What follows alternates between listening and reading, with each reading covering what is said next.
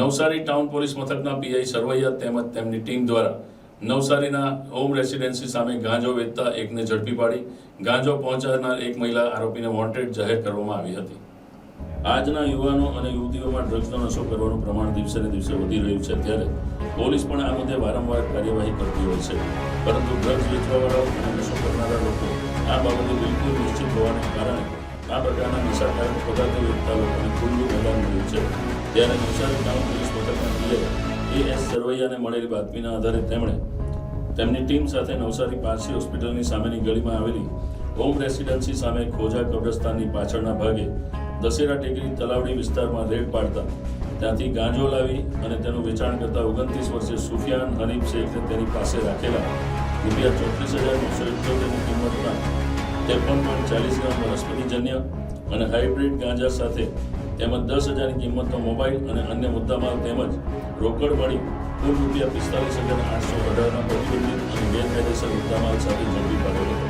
જ્યારે આ ગાંજો આપનાર વ્યારાના સ્પીકરી પાર્ટી પરથી પાછળ રહેતી આરોપી રેખાબેનને વોન્ટેડ જાહેર કરી અને બંને વિરુદ્ધ નવસારી ટાઉન પોલીસ મથક ખાતે NDPS એક્ટ મુજબ ગુનો દાખલ કરી વધુ કાર્યવાહી શરૂ કરી છે. આ ગુના અંગે વધુ તપાસ નવસારી ટાઉન પોલીસના PSI C.K. કાતરિયા કરી રહ્યા છે. આજ રોજ તારીખ 6/2/2025ના રોજ નવસારી ટાઉનના પોલીસ ઇન્સ્પેક્ટર શ્રી એ સરવૈયા સાહેબનાઓએ નવસારી ટાઉન પોલીસમાં NDPS એક્ટ મુજબનો એક ફરિયાદી બનીને ગુનો દાખલ કરાવેલો, જેમાં આરોપી તરીકે સુફિયાન સન ઓફ હનીફ સિદ્દીક શેખ રહેવાસી દશેરા ટેકરી અને જે આ ગાંજો પકડાયો છે એ ગાંજો આપનાર રેખાબેન, જેનો ખાલી મોબાઈલ નંબર છે અને રહે વ્યારા છે, એનું નામ ખોલવામાં આવેલ છે. જેની હકીકત એવી છે કે આ જે આરોપી નંબર 1 છે એની પાસેથી આ વનસ્પતિજન્ય ગાંજો 41.18 ગ્રામ, જેની કિંમત ₹418 અને એક બીજો વનસ્પતિ હાઇબ્રિડ ગાંજો 11.52 ગ્રામ, જેની કિંમત છે ₹34,560, એમ કુલ ગાંજો ₹34,978 ગાંજો કબજે કરવામાં આવેલ છે અને મોબાઈલ ₹10,000 એમ કુલ ₹45,818 મુદ્દામાલ કબજે કરવામાં આવેલ છે.